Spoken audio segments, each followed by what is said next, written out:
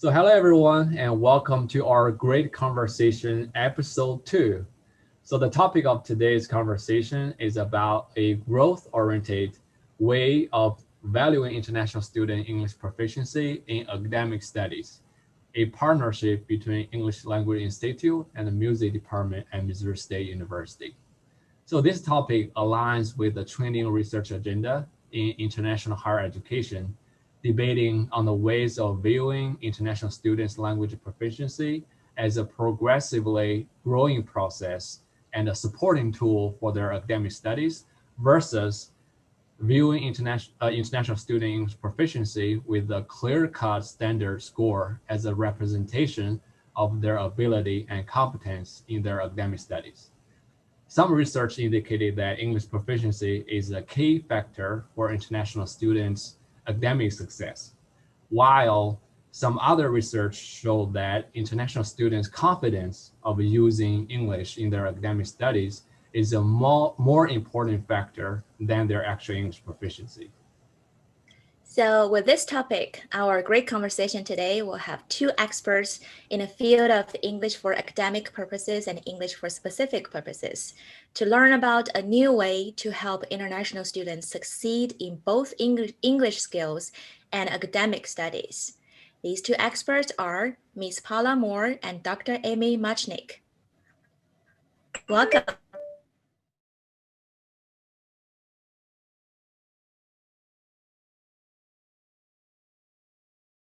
Thank you. Welcome.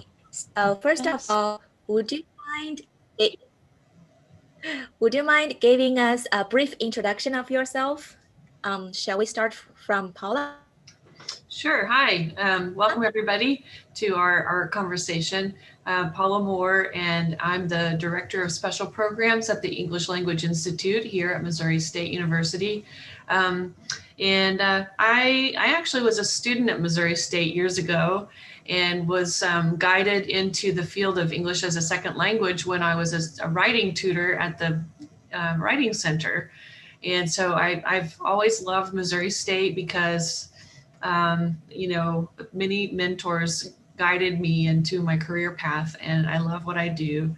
And I also like thinking outside the box. And so I'm really excited about our content and topic today because it really is a way of thinking about English proficiency and academic studies in a way that's really different from the traditional path.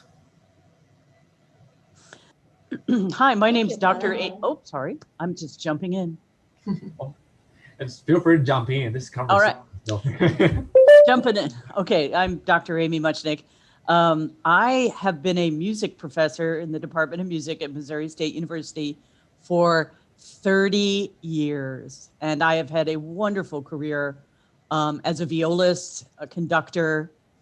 And one of the things that happened 7 years ago was that I, love working with international students. They would come over and they would be great on their instrument, but they wouldn't do well in research and reading and writing and speaking. And they would have to go back with nothing. So I brought it to my colleague, Paula, who had also been my friend for a long time. And I explained it to her, and we're going to tell you what we came up with today. And it's really exciting, and it's been really effective. Well, thank you, Dr. Muchnick and Paula, for sharing a little bit of background about yourself. And it's great to hear your passion about international students and international higher education. How to be more creative and to think about the way we've been doing in this field.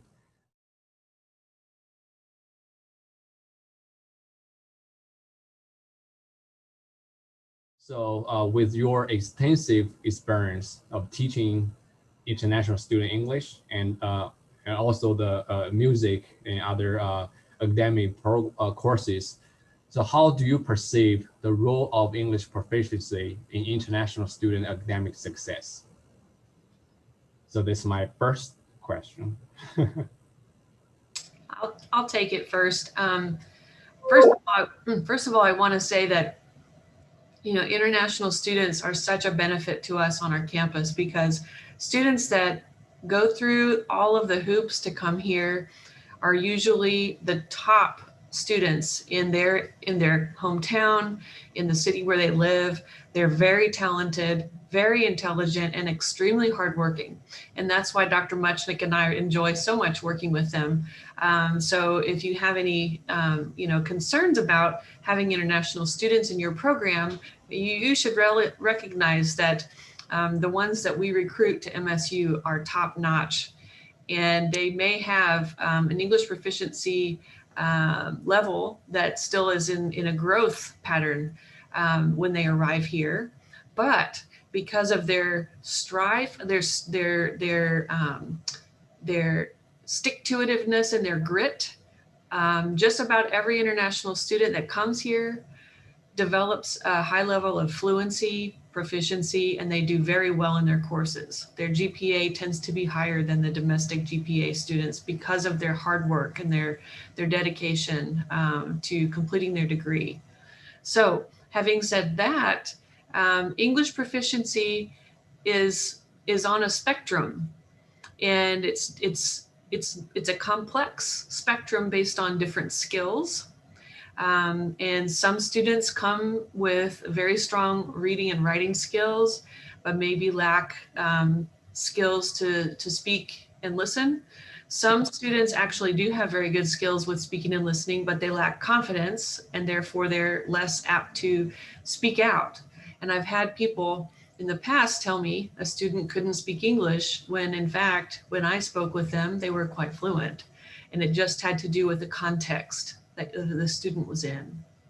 And so there's a lot of variables as to why a student might be silent in your class. And a lot of that has more to do with culture than it does English proficiency. So I think I'll stop there for the moment, but just to keep you focused on the fact that when we learn languages, it's a process, and it's a never-ending process. I'm still learning new vocabulary in English.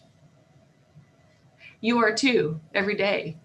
And learning a language is not something where you reach the end and say, okay, I've done it, and I've reached what I need to have. No, it's just a constantly growing skill that we learn. I totally agree with Paula on that learning process, because I've been like talking with Helen about my own experiences. Like sometimes last time she walked into my office and looked at it, there's a vocabulary book on my desk, telling her I'm still learning.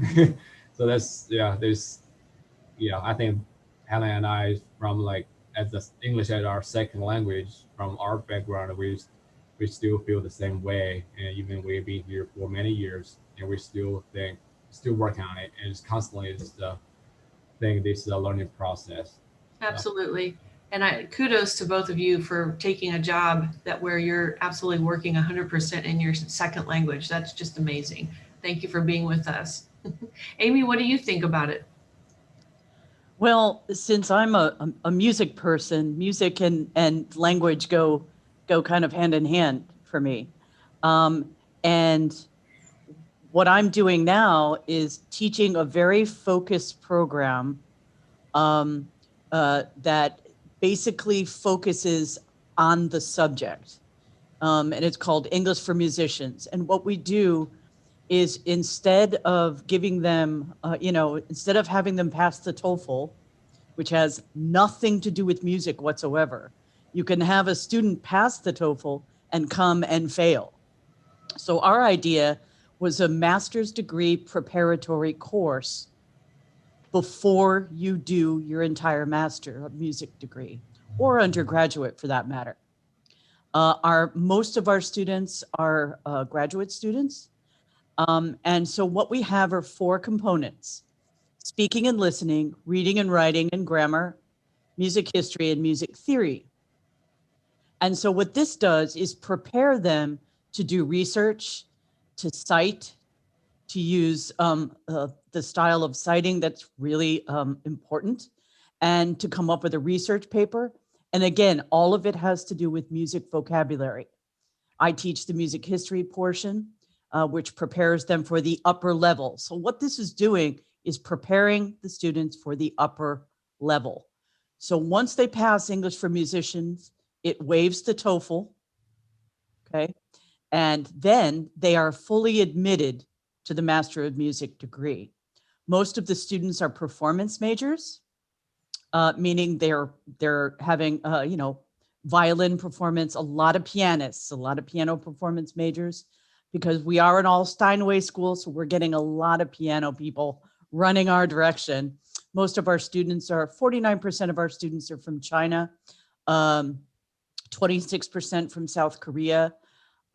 We have graduated at this point in 7 years, 97.4% of our students.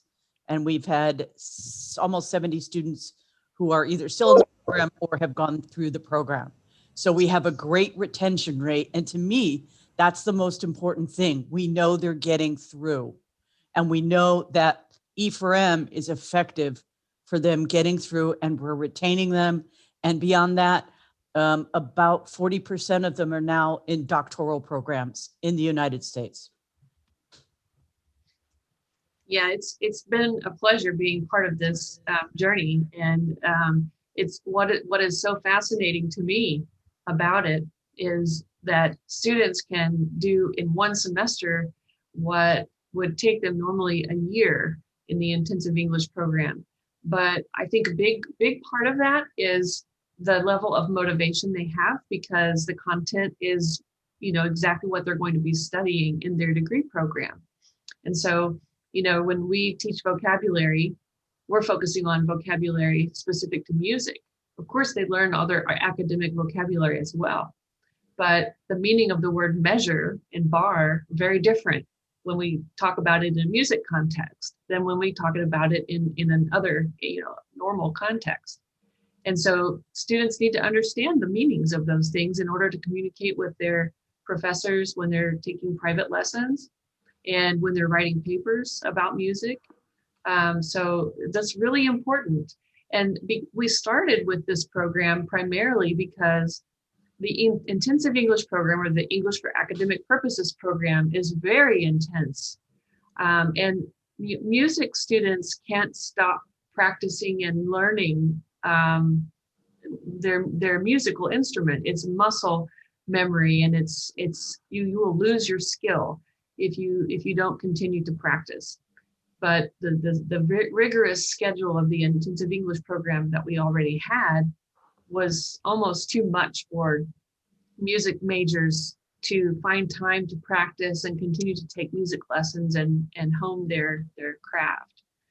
And so we created a semester-long program that condenses a lot of the intensive English program's skills. We cover the same skills, but we give them more outside of class work to do, and we also immerse them in the music department.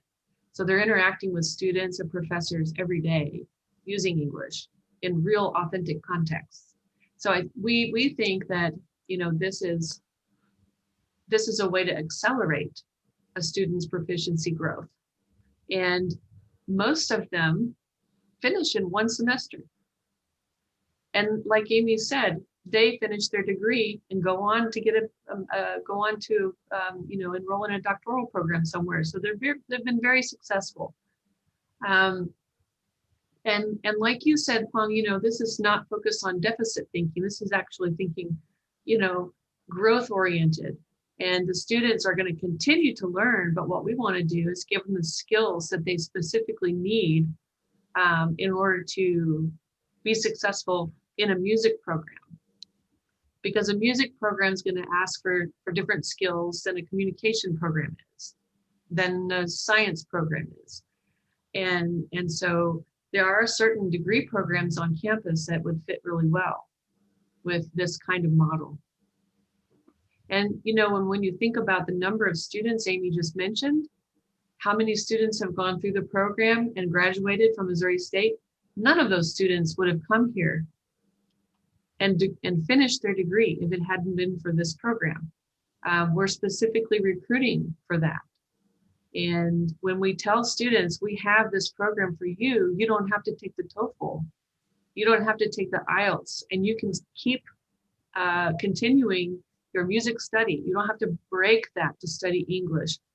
That's what has attracted those 70 or more students who've come through the program. And that's what's built the master's program in the music department so well over the years. And so, you know, if another department is seeing, you know, numbers of students going down, or would like to think about ways to, you know, creative ways to recruit international students to your program, we would welcome you to reach out to us and find out how we can help you with that. Yeah, well, Paula, we can leave that till later question. Like probably I think I'm glad you mentioned that. Kind of do the comparison between the English for Musician program with and also the traditional way asking for the English proficiency requirement, and specifically use the term deficit thinking versus growth-oriented approach. I think just kind of just make some comments, just help our audience, you know, better understand these two terms, because sometimes the deficit thinking, we kind of use the approach, the literature, basically use this term to describe, like we often use the standard test like TOEFL IELTS as a clear-cut requirement for the college admission or graduate program admission.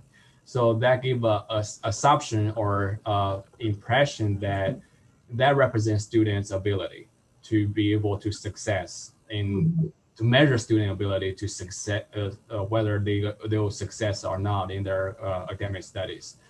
So I think that's kind of a contrast to what you guys do in the English for Music musician program, and recognize the student's dedication, hard working, once they admitted to the program, and recognize these efforts, and recognize the learning process, learning English as a process actually gave the students great opportunity to grow, to develop this confidence. And so that's why we use the term growth-oriented approach.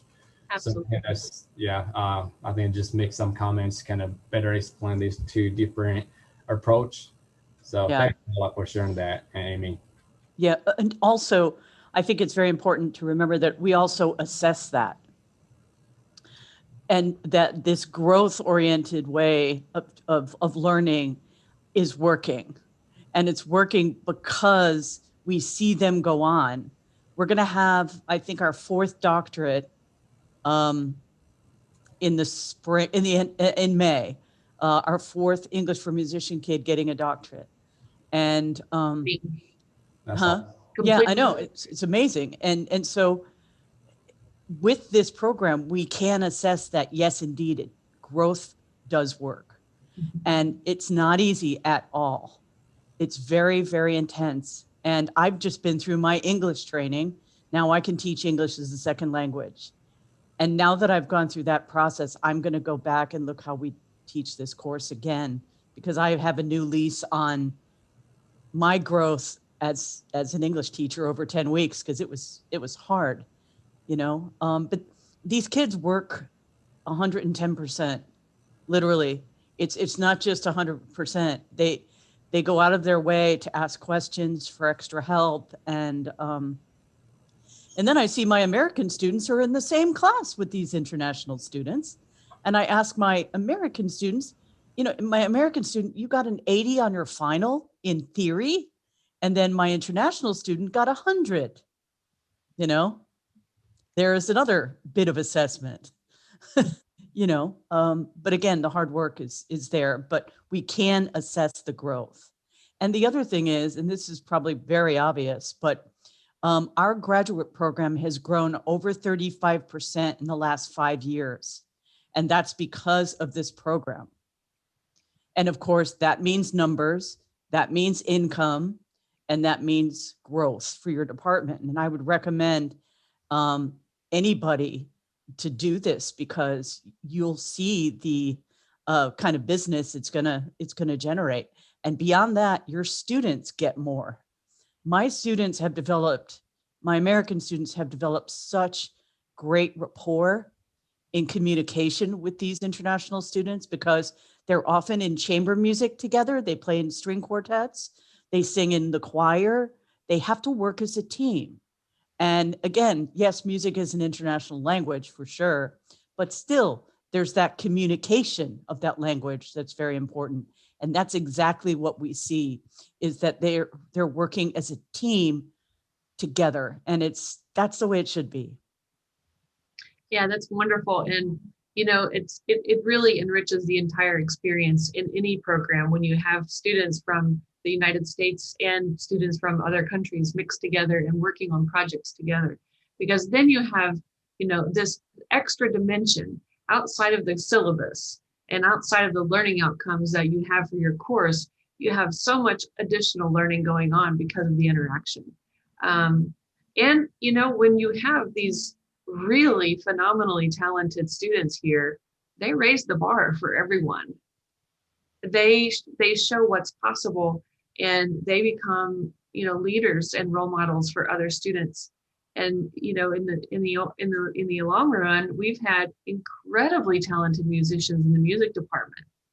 When domestic students see what they're able to do, that encourages them to work harder, to practice more, to get better. And so it's all around a really good, it's just multiple wins all the way around is what I would say. Well, thanks for sharing that. Helen, you gonna have another question?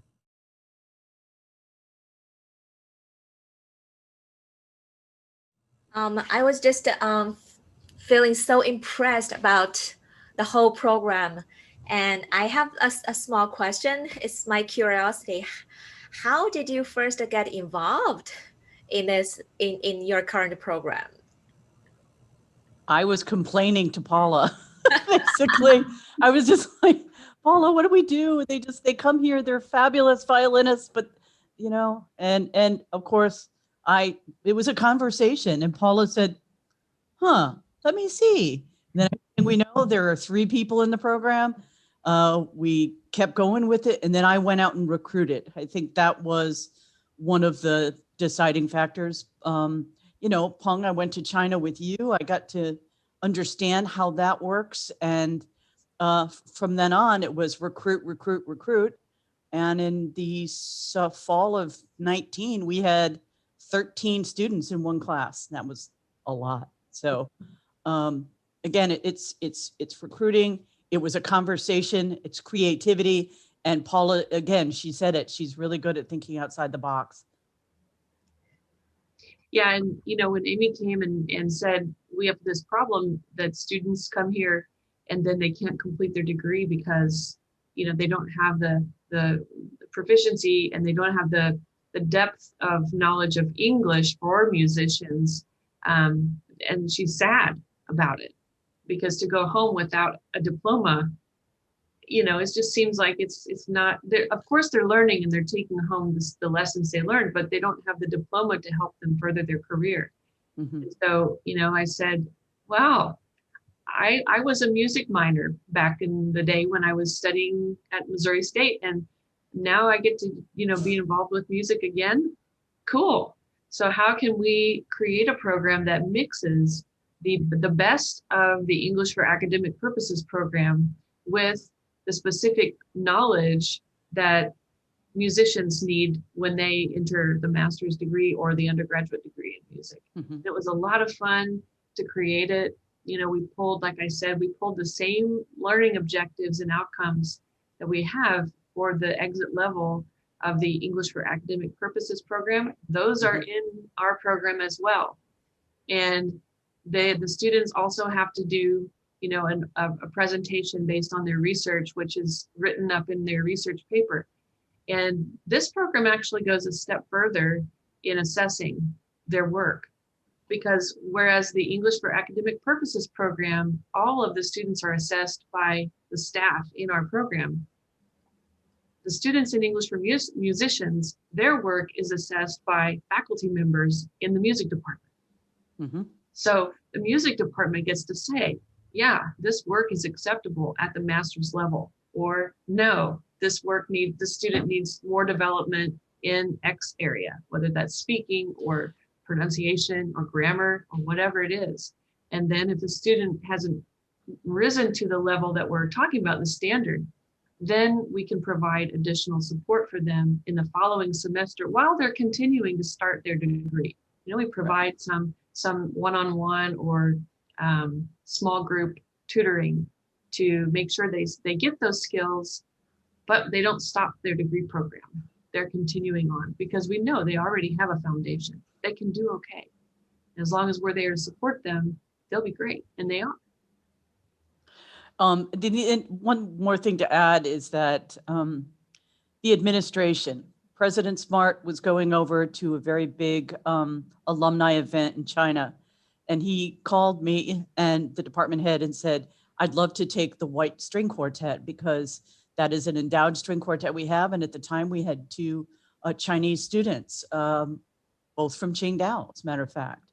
And so the string quartet got to go to China. And then I got to go to China, and I was in the back of a van with Jim Baker, Dr. Baker, going to the Great Wall for the first time. And I looked at him and I said, you know, it would be great if I could bring like my chamber orchestra here, you know, to play with the Qingdao Orchestra and, you know, to do all that. And he goes, okay. The following year, we got to go. And my students got to play in the orchestra, and I sat them with, you know, Qingdao kids, American kids, and they were like, how are we going to communicate? How are we going to do this? They don't speak any English. And I said, you will, just do it. And they did. It changed their life, you know. So the administration as well is so supportive of going and doing and figuring it out and then being creative. And then you have somebody like Paula who's going to listen to me rant about creative stuff, and then we actually make it a reality. So it's really from the top all the way down that we have challenges, but when you have that support from administration and your supervisor and your team, it's really not very difficult.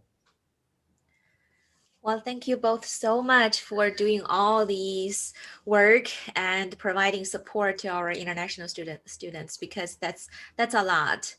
Usually, when people start to think about the problems, maybe we don't really do things, it's just a complaint, but you actually put your thoughts into action. So thank you so much.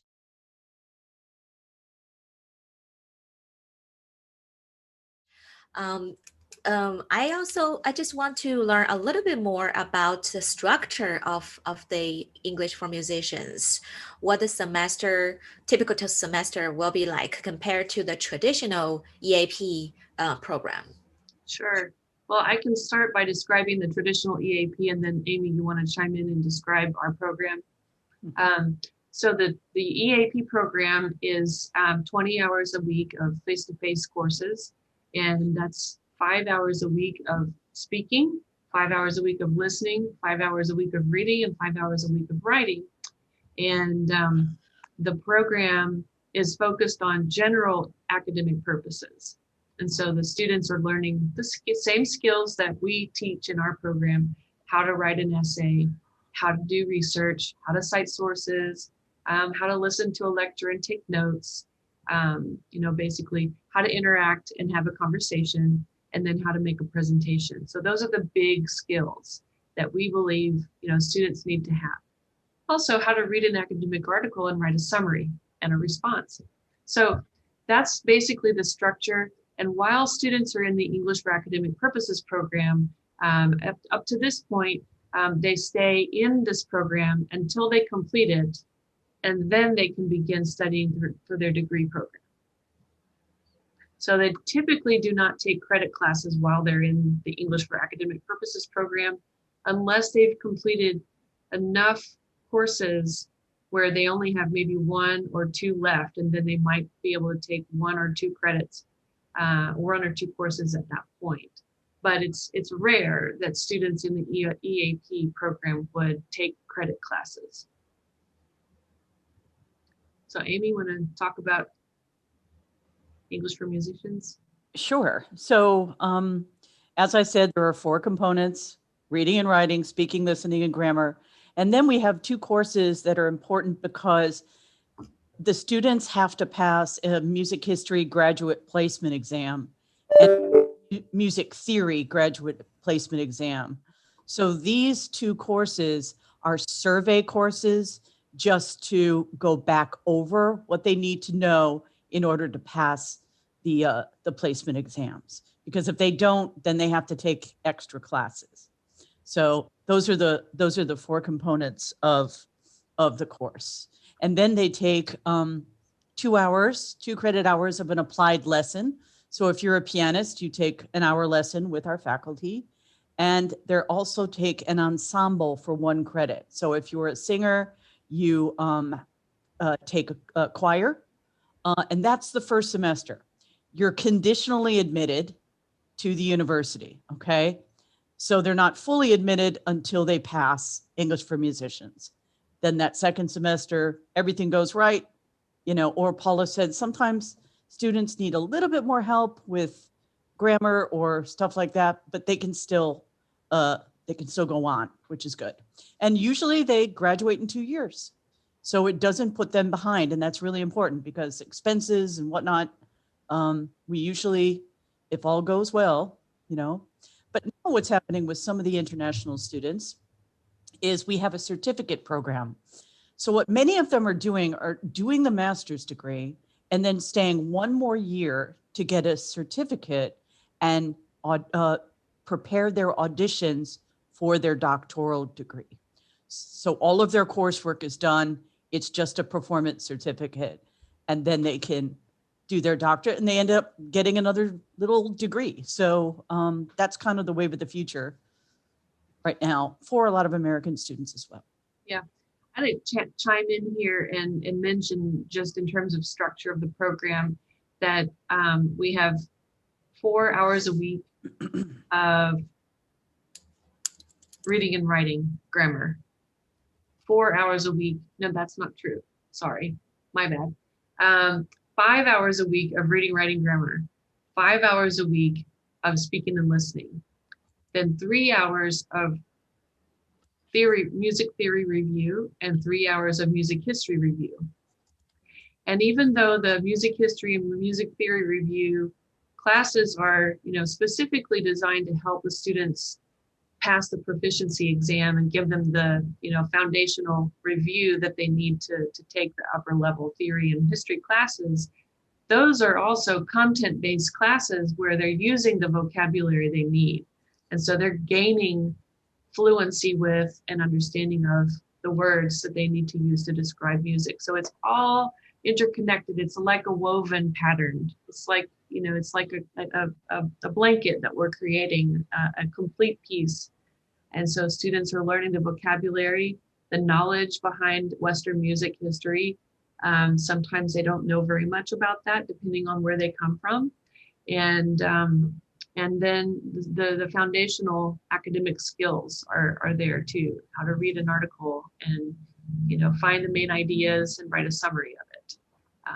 How to make a presentation of that summary with confidence.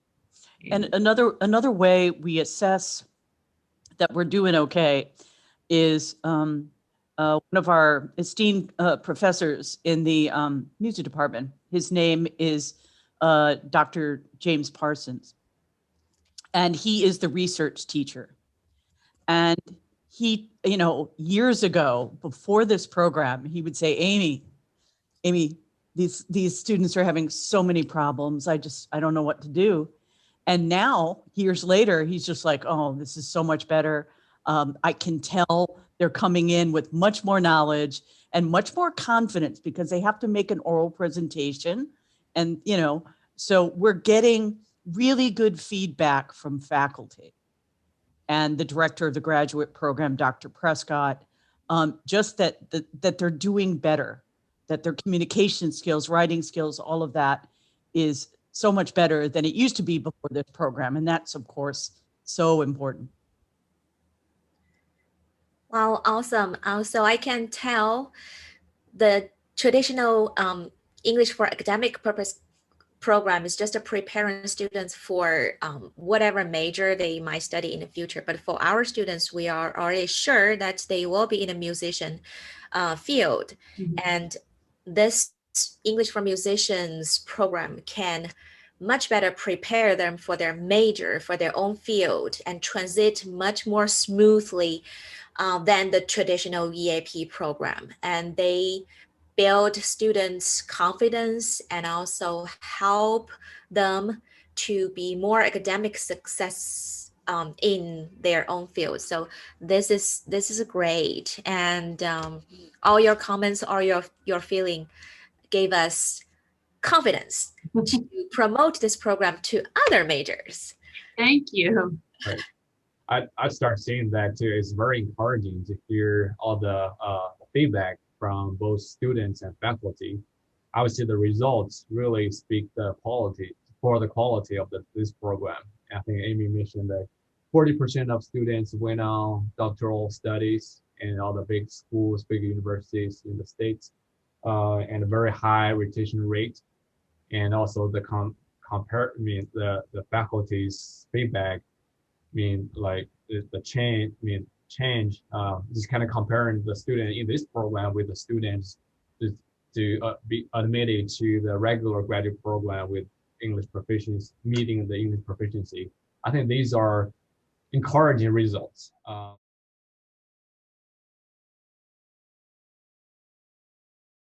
know you guys share all the benefits here and there.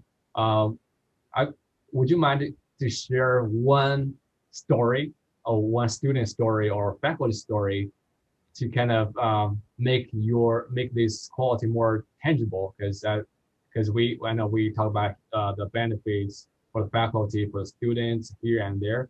Probably one student story or one faculty story can really make this more tangible or convincing for the readers in the audience to kind of think about or conceptualize this program.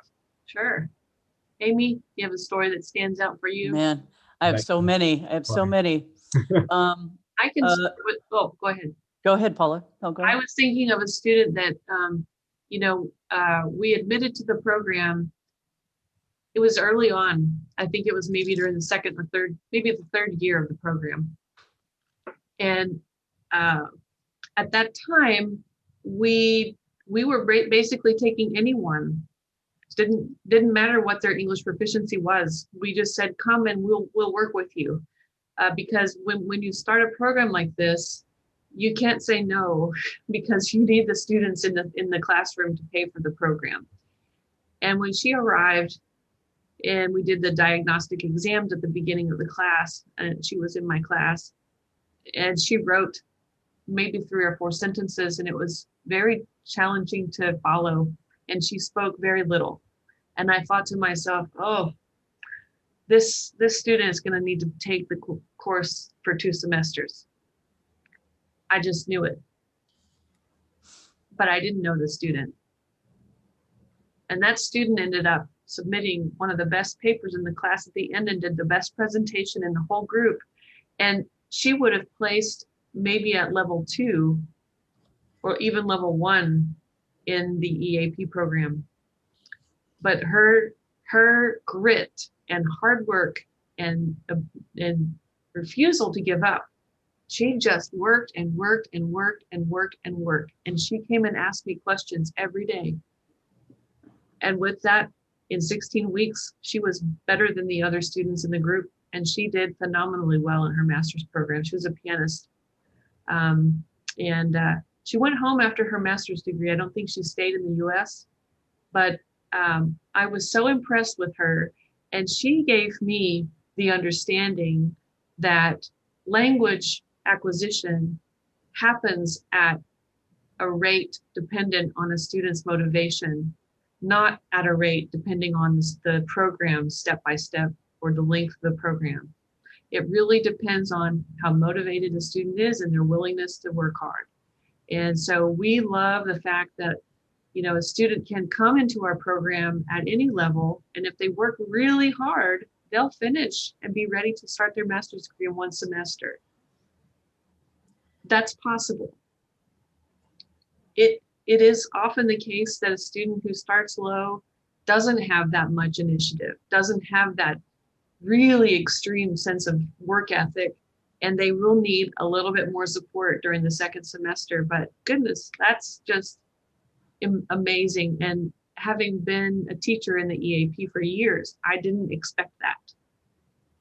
But I learned something from that student, that it is possible. So that was an inspiration to me. Yeah, absolutely. Sorry, Amy. So for this specific student, she started from like level 2 for EAP. That's like she could only give fragments, phrases, not even in complete sentences. And then there were grammar mistakes everywhere. And then now she became a shining star. Exactly. Yeah, so thank you so much. Amy, what story would you like to share? I had a student from Colombia. She, talked to me a lot about, she didn't have the money to come. She scraped the money together somehow. She came here. She's a flute player.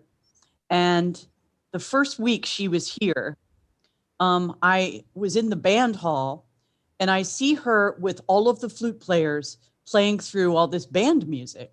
And I said to her, I'm like, why are you doing this? And she looked at me, she goes, because I want to be a leader. Wow. So here's this person who really doesn't, her English, pretty good, okay. But she had all of these American students and she was leading them in this sectional. And so the next thing I know, the orchestra conductor came to me and said, I want to give a graduate assistantship to this person. Well, we've never given a flute player a graduate assistant position in the orchestra ever. So I called her and I said, this is what we'd like to do. And she's like, really? Wow, thank you. The appreciation was unreal. And I just found out last week, she got into the University of Iowa for her doctorate on a full scholarship. So. Oh, that's amazing. Just by hearing. Just real struggle. I just had a goosebump on my goosebump. Yeah. Yeah. Oh my gosh, that's wonderful stories. Yeah.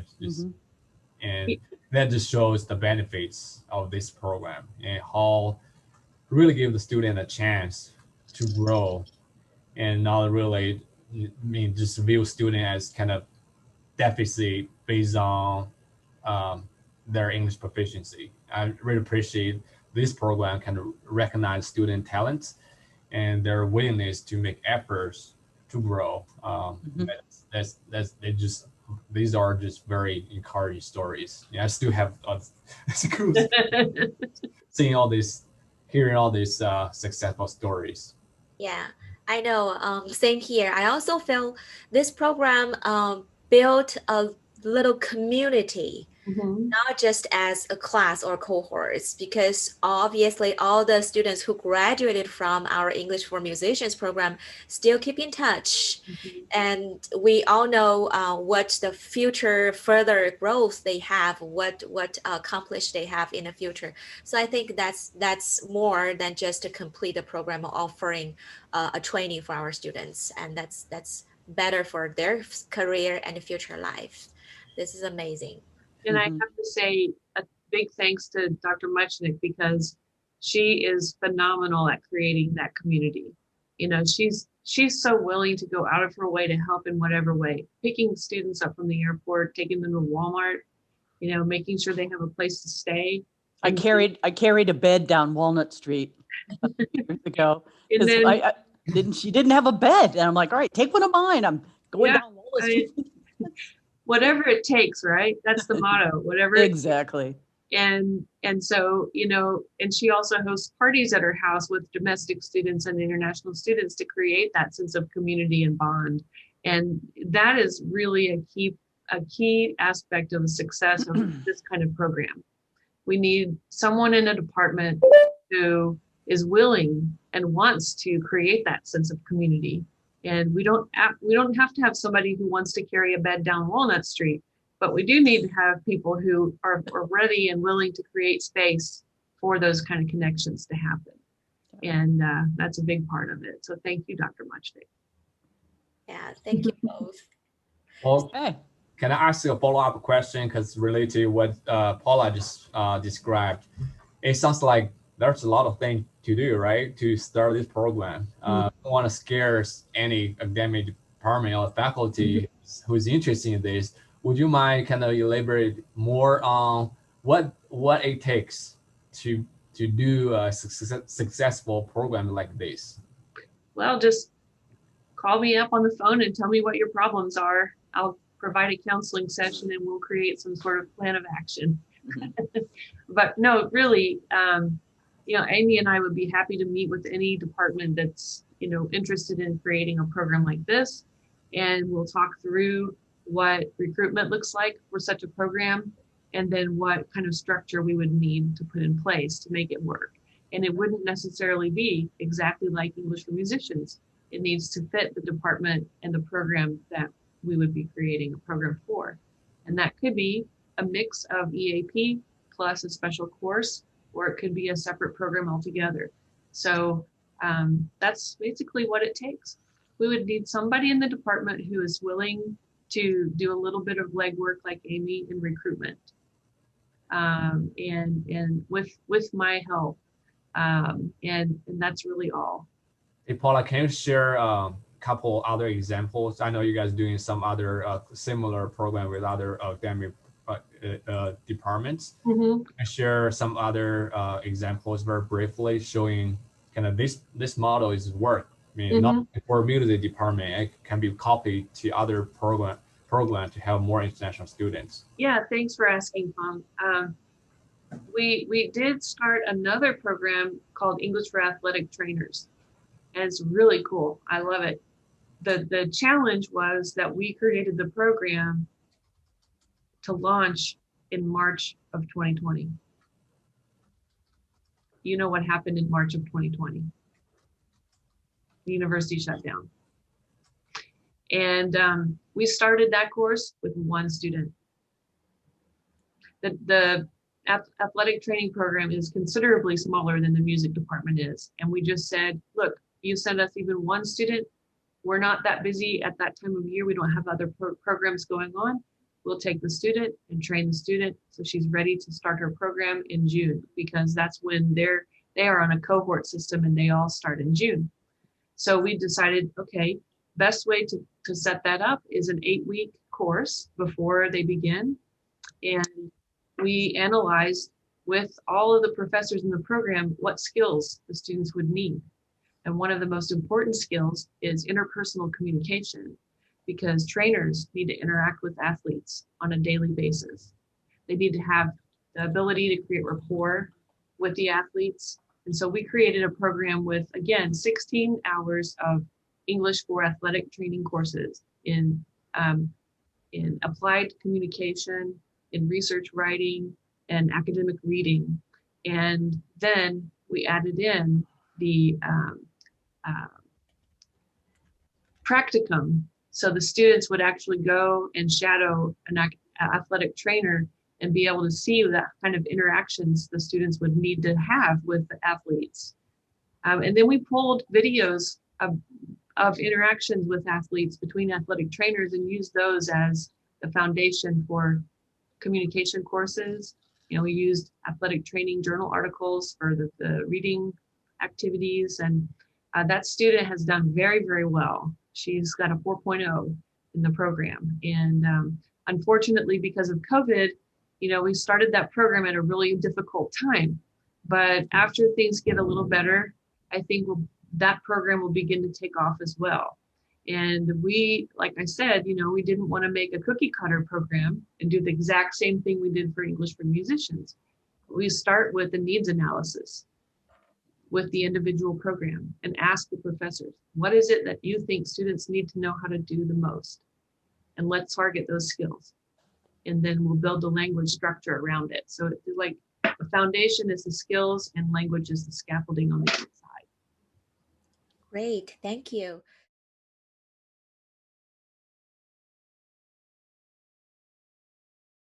So with all those, a lot of work you have done, What is the biggest challenge that you have met? Let's just start with Dr. Muchnick quickly. Share one biggest challenge you have met. It's all a challenge, actually. Everything we do is a challenge. The challenge is recruitment, I think, most of all right now, coming out of COVID. But once we get them here, they all do so well. There's and the beautiful thing, there's no challenge with support. Support, creativity, thinking out of the box, and putting it together. And without the support from Paula and above, Dr. Baker and everybody, and Brad Bodenhausen, then I couldn't do what I can do. So I think that's basically it. It's all a challenge, but that's why life is fun. That's great news. Thank you, Dr. Muchnick. I have to run, unfortunately. I have a class. So I'd like to say thank you so much to everybody. Call us, we can help you. And we have lots of commercials to give. And we want to see more faculty involved. Really want to see more faculty involved. You will not be let down. It is one of the most enriching things you can do as a teacher, is to teach international students. It's difficult, but it's worth it. All right. Thank you. All right. All right. Thank you so much for joining us. Yeah. Do you guys have any other questions for me? Or can you share Challenges? challenges you have? Challenges. Yeah, I think recruitment is probably the most challenging, because once they're here, we know what the plan is, and we can work with the students. So having a plan and a strategy for how to recruit is really important. And what we found that works the best is just to have Dr. Muchnick teach. It's having an example of a faculty member at MSU to be physically present or virtually present, and teach the students something. And once they go through that experience, they see, oh, this person's very accessible. This person's real and authentic and really cares about my learning. I want to learn from somebody like that. And this is what we know about Missouri State. This is what makes us different.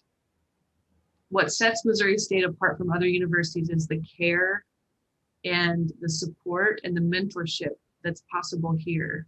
And I'm telling you, because I was a student in the music department and the English department many years ago, and I had those experiences, and I know they're still happening, because every time I meet an international student, they're telling me the same story. So 30 years later, it's the same. It's in the DNA of our university's culture. And it's why I love working here. I wouldn't work anywhere else, and I wouldn't want to sell any other university. This is the best. We rock. Yeah, I was an alumna from the English department. So yeah, this is why I'm here too. Yeah, we want to come back. There's so many people who have boomeranged from MSU, go away for another degree, and then want to come back here because the culture is just wonderful. Yes. Helen and I can speak for that too, as since we started at Missouri State as an international student, and you mentioned the care support for international students, really in our DNA at Missouri State, and kind of differentiate our university with other university in the States. Ask any international student here, probably each of them have different, very encouraging stories. But I think from the academic perspective, really appreciate Paula, you and Amy Muchnick to do all this collaborative academic program to really help students for their academic success, not only provide support for their non-academic life. And that's another way, kind of obstacle or challenge we in international higher education, because sometimes we always think about providing extra support and all these host some cultural events and build this sense of belonging for them. But think about it, higher education curriculum is the core for the university. And the program like English for Musicians is a great example to kind of bring the international and intercultural elements to the regular curriculum, and really give international student an opportunity to grow and recognize their efforts, their talents, like the music. You guys share so many encouraging stories, to really recognize their talents and keep telling them they can do this, instead of like telling them, hey, you doesn't meet the score, you can't get into the program. Yeah. It really make the big difference. And also you guys mentioned so many benefits for international students and domestic students, and even our faculty and departments. So I think that require me do this. It's not easy to do this program, as Dr. Muchnick mentioned. Everything could be a challenge, but think about another way. All the challenges brings opportunities, and Absolutely. that requires our faculty to change our mindsets. Because like you are so good at thinking things outside the box.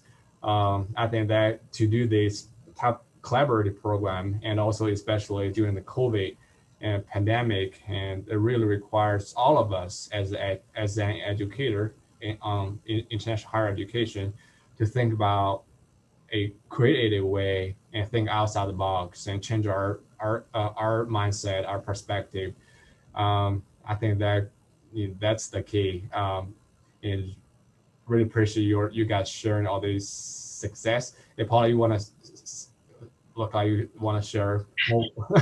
Well, I just wanted to say, you know, the most important thing is that we're bridging the gap rather than putting up a door that we have to somehow open, or keeping a gate for them somehow. You know, we know that students have all kinds of skills and talents that they bring, and we just need to provide that platform to bridge the gap, and then support them after they pass over that gap, you know. Yeah, to bridge this gap, here we are calling for other faculty and other academic department to join us to develop more collaborative programs and help us to provide this platform for many international students and also our domestic students to get opportunity to do more deep intercultural learning. That's a great opportunity for them and also for our faculty as well. So this is a multiple win-wins approach. So as Paula already offered the help, feel free to contact Paula Moore or Dr. Amy Muchnick or English Language Institute. I believe they are willing to help. They're here to help too. So so we have all the resources. Feel free to reach out. And if you guys have any questions, feel free to send email to Helen or me or Paula. So we'll be here to help. And thanks for joining us today's conversation. Really appreciate, Paula, your time. And we see you guys next time. Thank you so much, Peng and Helen. Thank you. Thank you. Bye. Bye. Bye.